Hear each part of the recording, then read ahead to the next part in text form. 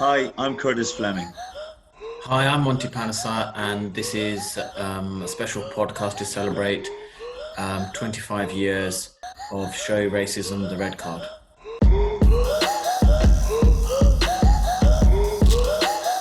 This is 25 for 25, a Show Racism the Red Card podcast.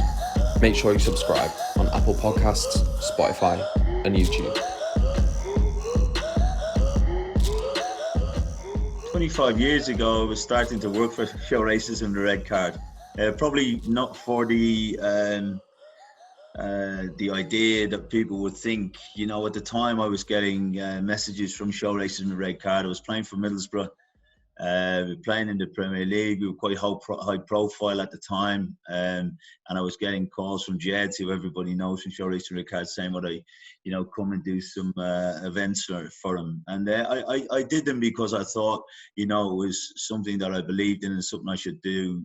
But I did it more kind of just to show my face, and I probably wasn't as educated as I thought I should have been, or I was. I tend to say that Show Racing Ricard has educated me as many as other kids, a lot of kids right throughout the country in the Northeast.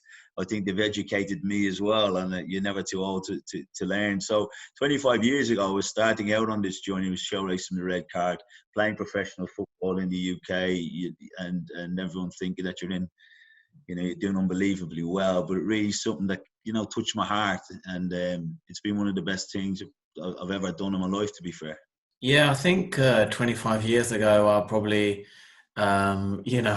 just playing lots of cricket. The memories that serve me, and I remember being in Luton. We used to have a mini World Cup going on, which was like India, England, Pakistan, and West Indies. So I kind of was brought up to integrate with all kind of races, doesn't matter the color of your skin, through sport is a great way to send a message and change people's messages, and that's why it's so important that visually, like Raheem Sterling said, he goes, when I score a goal at Man City and I'm celebrating, I'm looking up and I'm thinking, well, there's not a person of my color or skin in the management board.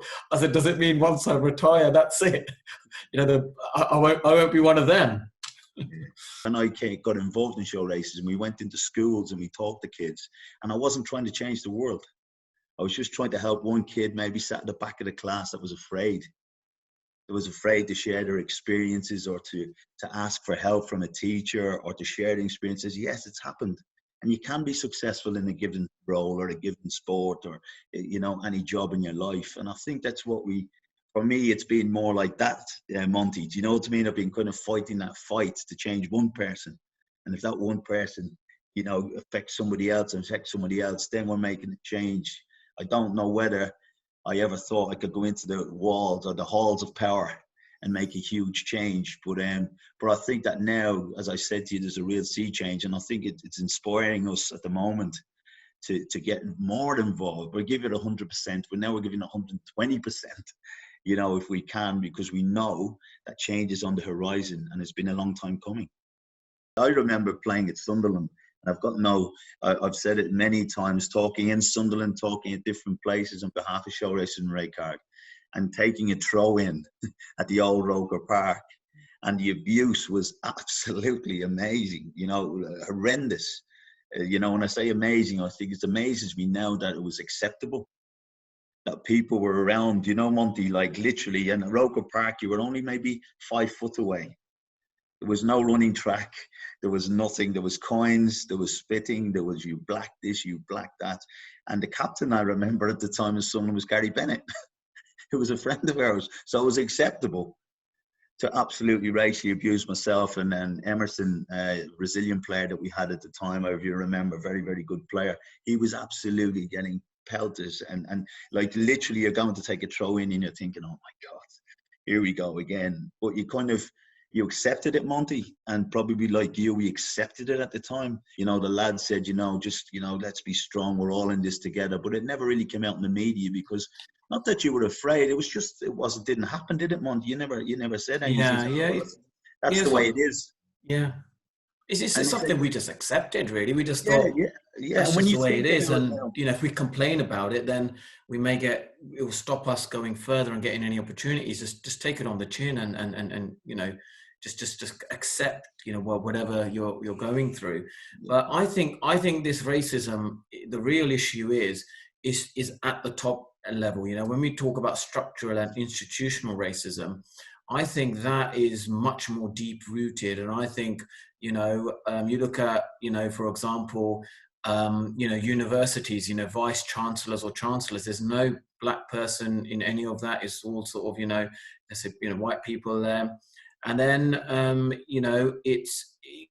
it's that message, so the media has a huge role in changing that message, the visual message that you see. So like on Sky Sports, they've kind of changed some of the presenters. They brought in some, so sort of black footballers and the whole kind of thing, because Sky Sports is the biggest, sports channel there is. And if they are going to make the changes, like I earlier talked about, climate change, when it comes to the biggest two, sport organizations like FIFA and the Olympics, if they talk about climate change, people will, messages will go far. And same thing with the media. They are making changes there. And then that would hopefully start drip feeding, because it's at the grassroots levels, like racial profiling. Black people are much more likely to get caught, or even an Asian person, than other sort of, backgrounds. So, that's why I think, that's an issue there. But also it's, you don't want to be given these opportunities on a plate. You don't want to think, oh yeah, just because, you're brown or you're black, okay, we'll start giving you opportunities, because there's another institutional structural racism where your education system, your intelligence, your brain power, you've got to have the ability when you're in a management position to provide great solutions, good debates, people, and challenge people critically, challenge people, not just, agree with them, so there comes a point where if you're sitting in a boardroom meeting, that actually your decisions, whatever you're thinking, everyone is agreeing upon. It's not, we're just sitting there and we come to a very good solution, or your voice at least gets heard and everyone sort of respects, your brain power, not just because, like for example, I'm a sportsman myself, and there is a difference. People treat you differently, and then to other people who are not as famous or whatever. So that's again another way of like bringing the awareness where people, I think, got to understand and see for themselves: does institutional racism or structural racism does really exist, or are we just making these things up? There's no doubt that I've put in for jobs that I thought I was overqualified and I haven't got. But what do? Do we give up, or do we keep fighting the good fight?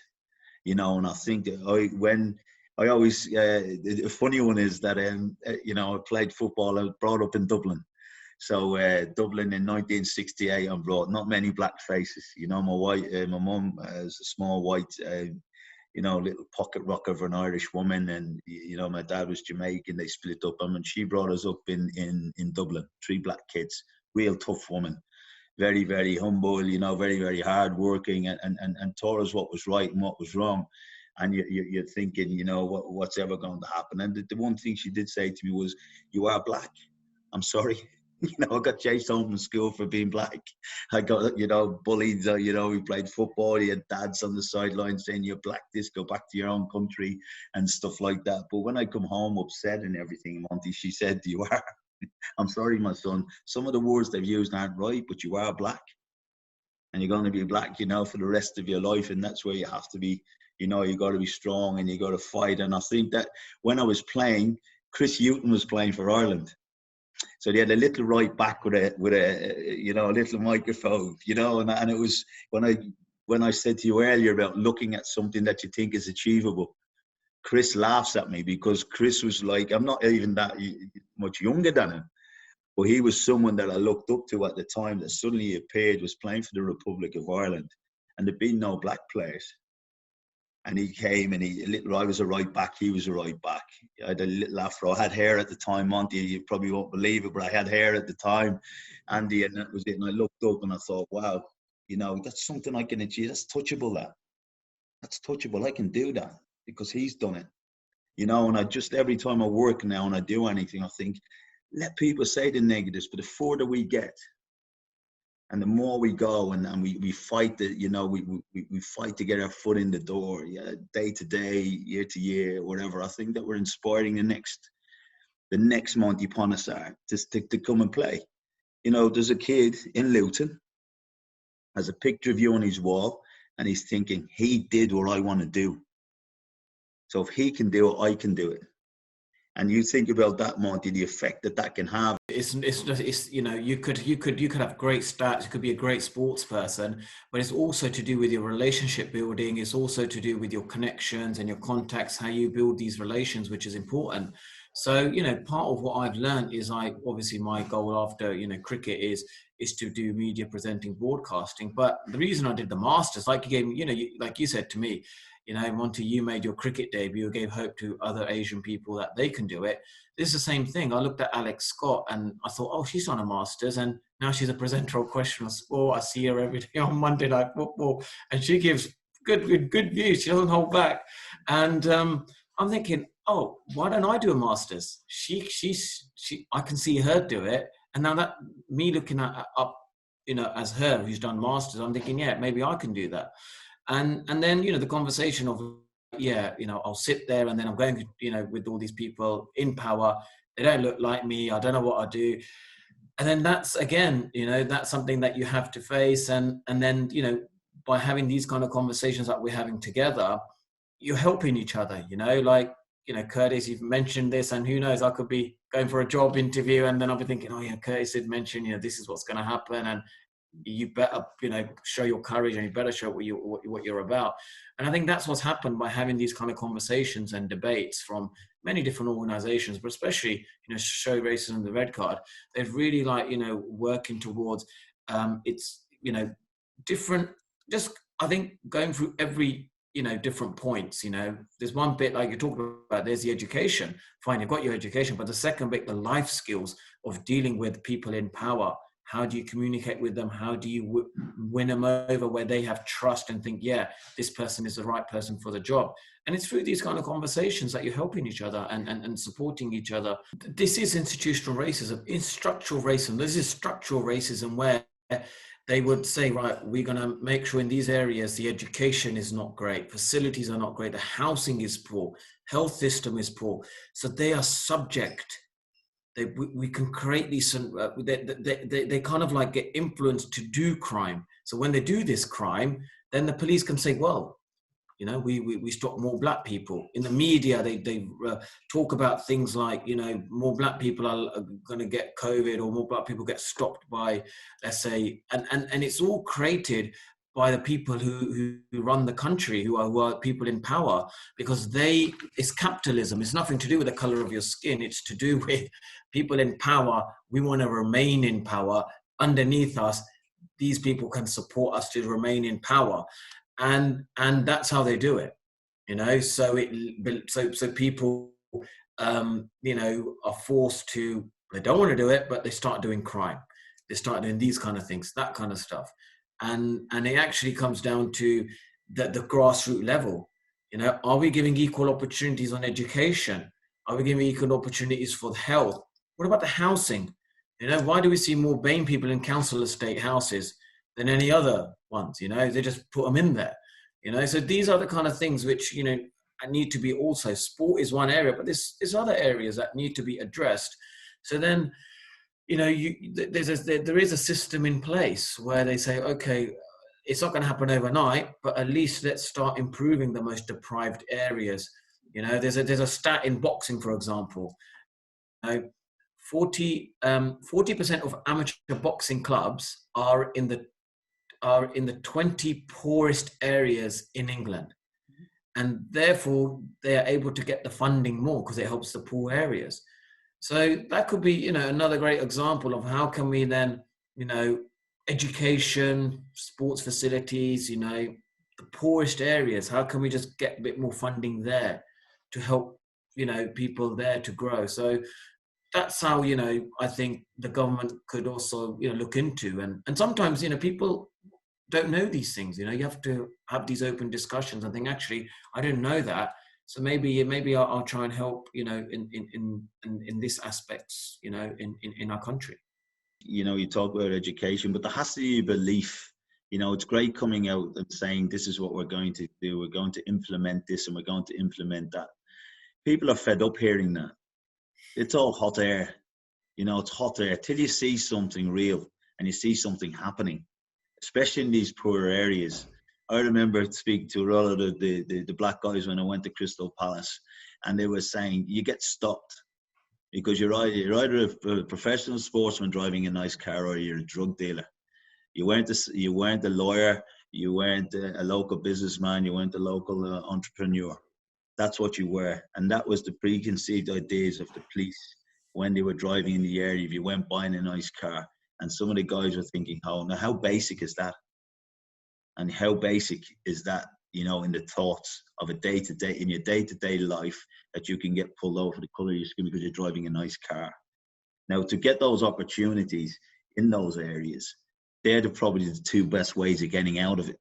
And let's be honest, if you go into a life of crime, you can make enough money to move out of that area, or to give your parents money, or to help them out, or help friends or whatever, or you can be a sportsman.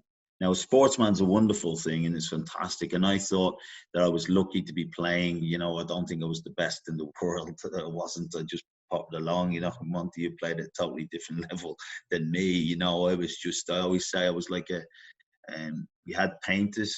I used to say my team was full of painters, Monty. And everyone said, oh, how was that? And I said, well, I'll tell you what it is. I said, I was a painting decorator and Janino was Van Gogh. I said, but we both painted. We both loved painting, but we weren't on the same level. And that's not being disrespectful to myself. What I'm saying is that was it. But I was in a small percentage of people who could earn decent enough money to make a future for themselves and to do that. And that's a very, very small number of people. So you get down sports, it's easier to go into crime than it is into sports if you haven't got, first of all, you've got to have the natural ability. The natural ability is that there. And then hopefully you're going to be nurtured and you're going to be coached and you're going to have a belief that you can do it. And that's it's easier sometimes to go down to the corner if you're living in a block of flats and there's 20 guys saying, can you do this? And that little bit of perceived money that you're making, it may be only £100, but it's £100 more than you would ever had. And it's easier to do. So that's the real balance. And it happens in the Northeast. I'm not just saying that, but what I'm saying is that in a lot of the countries, but when you look at those areas, there are a lot of BAME community people in those areas, and you're thinking, okay, what's the opportunity that I'm going to get? What chance have I got to get? And then if I am driving that nice car, how am I going to be treated? How am I going to be treated? How am I going to get pulled up? Why am I walking across? And I go back to a little question that you asked Monty earlier about, when did it become okay to say it wasn't okay? And we've seen it, and you've seen it. We've all seen it, whether you've wanted to see it or you haven't. We've walked into places where people look at you, say, what's he doing in here? Then they hear you're a sportsman, you play for the local club or something, then your whole thing changes, the demeanor. People who are walking away from you and looking at you don't want to even touch you or talk to you, are now kind of turning and saying, any chance you could sign this for my son? Is there any chance you could sign this or do this? All right, great, and stuff like that. But if I hadn't have been that footballer, they wouldn't say, and that's still happening. People at football grounds and cricket grounds are willing to ask that question now. I'm uncomfortable sat here listening to the rhetoric. I'm uncomfortable. I've come here to look at Monty Panesar play and I can hear this. I'm not having it. But again, it goes to, there's 2 people sat in seats instead of 50 guys doing monkey chants. Or 100 people, saying to Monty, go back to your own country. Do you know what I mean? So I think it's changed over the years. There's no doubt about it. You're selling bananas outside Liverpool games to throw at John Barnes. Hold on a minute. When was that all right? How could someone think that is okay? And people buying them. And people going, oh, do you see the way he kept the banana up? I'm just thinking, who threw it? Who sold it? Who bought bananas and said, here's a scarf, or do you want a banana to throw at John Barnes? And that was acceptable. Now, we could think this never happen again. I can give you 10 situations where I've played games. I remember at Leeds going to pick the ball up again. And I remember, and this was probably more shocking than anything. It was a middle-aged guy with his wife and 2 kids, and he was saying, "You're black, you do this," and he was looking at his wife as if, "Oh, good fun," and the kids were laughing. And I was like, so that was probably more hurtful, I thought, than 50 guys making Monty chants and doing that, because I thought these people accept. Okay, it was like a family day out, being racist to me. And then the other thing is that I tell the story is that I remember getting chased home from school, and I was only, and I always say I was quite quick when I played. I hadn't got a good touch, but I was quite quick. And I think I've got to thank a few of these guys that used to chase me, but I just, that's what happened. But what I thought was that had a profound effect on me, which I never really dealt with for a lot of years. That affected me later on in life. Only been the thoughts of how it was, that fear, that being chased of what you were, and I wasn't a footballer at the time. I was becoming a footballer.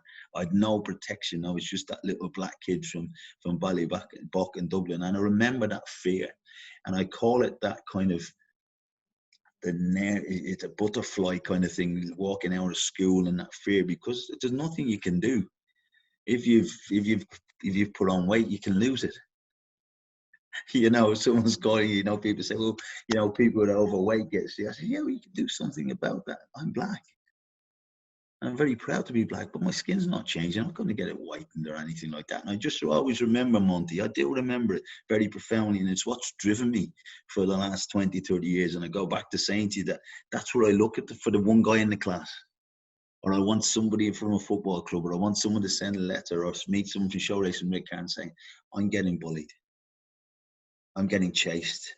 I'm getting this, and I've done nothing wrong. It's just the colour of my skin, my religion, my nationality, and you think, wow, is that still happening? Because it happened 40 years ago.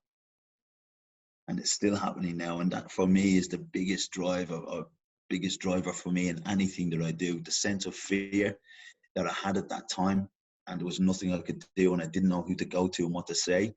And the other thing was the football. It wasn't the coins and the spitting, and that was the personalization. Somebody looking in your eye and thinking it's okay from 15 feet or 12 feet to say you black that, with that venom. And you think, wow. And that was the things that really stuck out, because it became personal. It becomes very personal when it's that close, I think. Yeah, look, I think, when I go through all of this, Black Lives Matter, and think about it, like I do think that black people get much more racist than, let's say, more racist incidences than, let's say, the brown person does. Racial profiling, like for example, I remember when I was with one of my black mates, during school time, we go to the shop, and I said, can you put this in your bag? He goes, no, I don't want to put this in my bag because the security guard will think I'm stealing something. And then he'll go and buy something, and then we bought it, and then I just walked off. I can't, let's go. He goes, no, I need to get the receipt because the security guard will think, I've nicked something. I've never done that. I've never thought, I need to security, take us a receipt or whatever. But it's only when you have these kind of, experiences, you kind of think, actually, I think black people do get treated a bit more harsher, let's say, than the brown person. And coming back to, let's say, myself, when I was growing up, I had my coaches, my mentors. We always had this image of, let's say, we can't question, let's say, the white person or the white coach or authority. Whatever they say, we accept. Whatever they say is right. And that's why when I first talked about the conversation, in positions of power, it's that's probably what institutional structural racism is. It's saying that actually we don't want to use the power of a black or a brown person to make decisions. It's got to be the white person doing it. And it starts from a young age. We think like this. This is how we think. We think the white person is superior in knowledge. We listen to them. If there's a white coach, I remember your coach saying, that's really good technique. It's just a subconscious thing that we think they're superior to us in everything, education and all of that. And we're not supposed to question them. We're not allowed to question them. And I remember Mike Atherton actually writing an article on this, on superiority, the hierarchy system, because then team meetings, whatever Michael Vaughan said to me, I would agree with him, because I was like, well, he's superior to me. I'm not here to sit and exchange and conversation of like the field settings or this or that. He knows better than me. And I'll just tell whatever he says to me, I'll just do, and I'll deliver my skill. But in fact, like you talked about, Curtis, when you're sitting with them and you're sitting together as a team, you're like, no, Monty, I want to hear from you. I want to hear what the field setting is. I want to hear from you how you're going to get the batsman out. I'm not going to do it for you. But it's a mindset we grow up with from a young age that we're not supposed to question the white person. Whatever they say is right, and we just agree with it. And it's a hierarchy. They are top of the hierarchy. We are bottom of the hierarchy. That's just how life is. And I kind of took that into my career, even when I played for England. I always had that mentality, and I thought that was how life is. And only when this George Floyd incident happened, dived into other things, because there's been some, great, authors, black authors who've, been bestsellers in these books, racial books and stuff. They begin to realize that actually maybe, I should have been a bit more vocal. Maybe I should have, questioned, authority, but in a way that you need to question it. They wanted my thoughts, debate with them, tell them, no, this is what I want to do.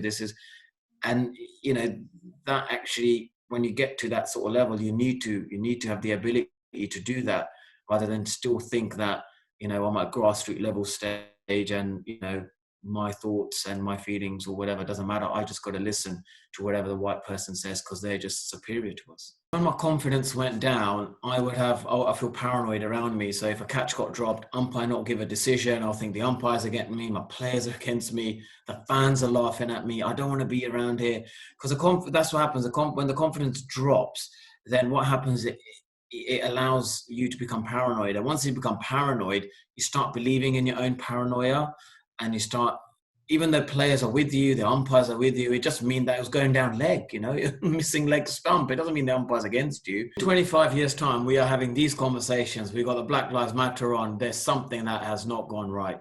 It's like with climate change. We've got 10 years to change the world. We've got 10, 20 years. Things have to change, and it has to happen now. Programs got to be in place. And like you said, if for 25 years we're talking about this issue, then we haven't tackled racism at all.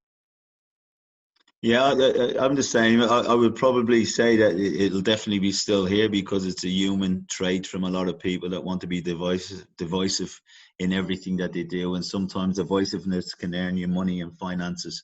But I think that would be in a hugely stronger position.